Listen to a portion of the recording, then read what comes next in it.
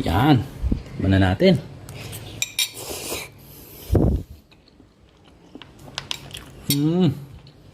Sarap.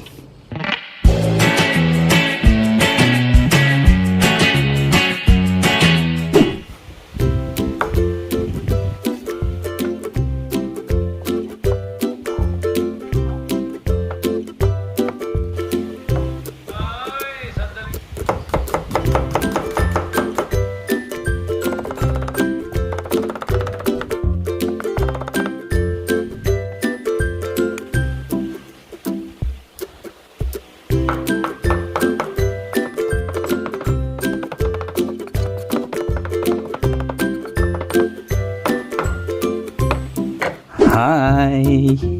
Welcome to Pinoy Foodaholics. Gutom ka na ba? Tara, magluto tayo. Today's episode, gagawa tayo ng isang pasta dish na hindi masyadong Pinoy style pero masarap, di ba? Ito yung tinatawag nilang Squid Ink na spaghetti with shrimp, tuna, and syempre may baby squid din tayo. Pwede itong masarap na merienda, no? Yan. So, yung mga kakailanganin natin para sa ating mga pagluluto, no? Syempre, yung ating Squid Ink spaghetti, no? Ideal gourmet pasta. Syempre, yan ang lagi nating ginagamit. Kasi 100% yan na talagang wheat yung gamit nilang ingredients. Okay? Okay. And then, syempre, yung ating shrimp, filled na siya. Tinanggalan na natin siya ng balat niya.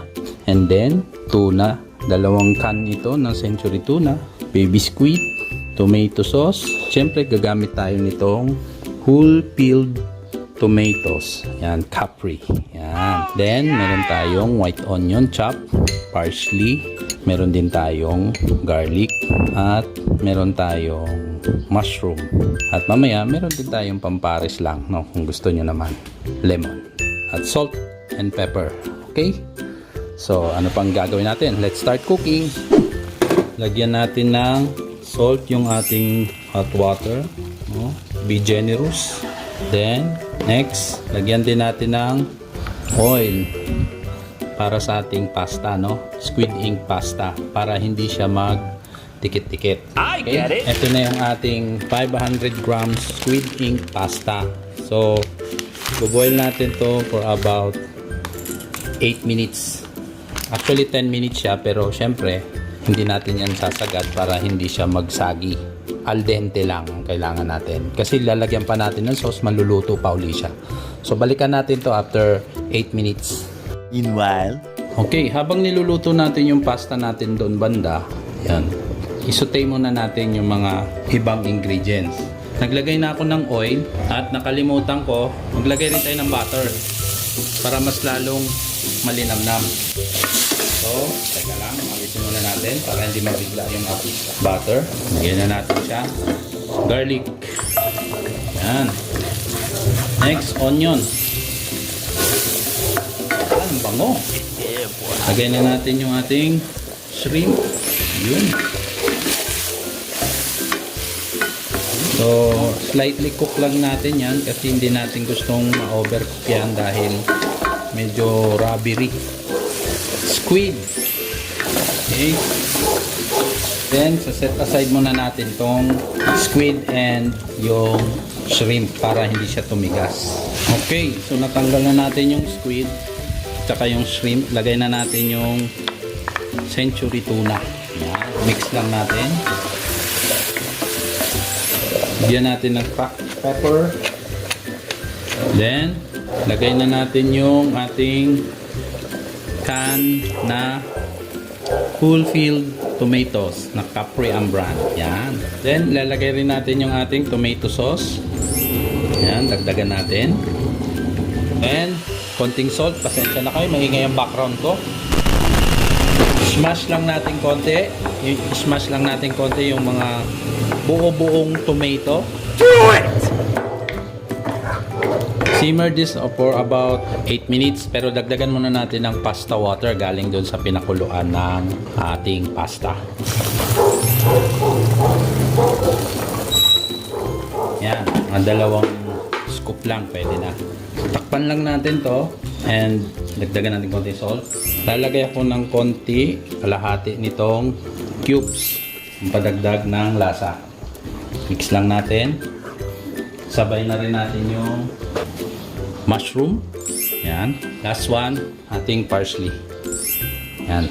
Mix lang natin, ano? Wow, ang ganda na ng color. Tatakpan natin to. Pakuluan natin for about 8 minutes. Okay? Natin yung pasta natin. Ayan na, may mga 8 minutes na siya. Yun.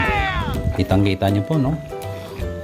Pwede na yung ating pasta. Malambot na siya, al dente na.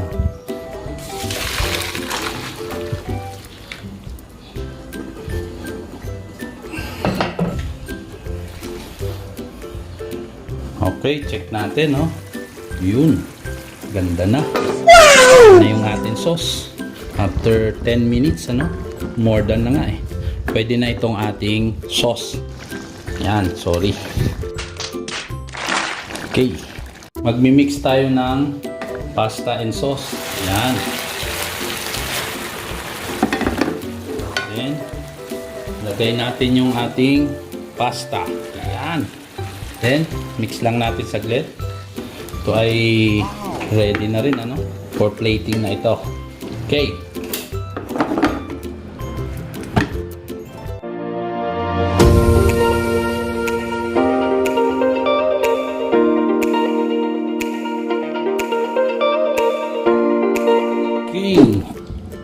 Ito na yung ating squid ink spaghetti with shrimp, tuna, and baby squid. Yan. So, syempre, super excited na. Then, tikiman time. At gagawin natin ngayon, isikan natin ng konting lemon. Ngayon, tikiman na. This is it. This is it. Pansit. Ikot-ikot lang natin, ano? Sinira na natin. Boom. Yun, no? Sarap ng tomato. Tapos, yung kanyang yan. Mana natin.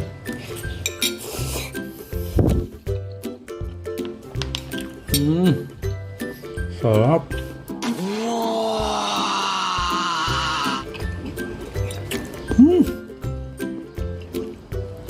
You can never go wrong with this seafood and pasta. Bing, bing, bing! Bing, bing, bing, bing, bing, bing, bing! Sarap talaga. Ayan, kung may garlic bread ka, parisan mo siya. Sarap. Nice. So, ayan. Yan na po yung ating finished product. At talagang masabi ko na sarap talaga. Saktong-sakto yung kanyang halat. Yung asim ng konti ng tomato sauce na may yung tomato, yung fresh tomato, yung buong tomato. And then, may konting lemon. So, talagang nagko-complement siya, no? So, try nyo na po ito, mga mamis at mga kusinero at kusinera, yung mga viewers natin dyan. At kung hindi pa po kayo nakasubscribe, please subscribe and tsaka like nyo na rin. And hit nyo na rin po yung notification bell para updated kayo sa mga bago nating videos. At don't forget to comment down below. Thank you for watching po. See you next time. Bye-bye.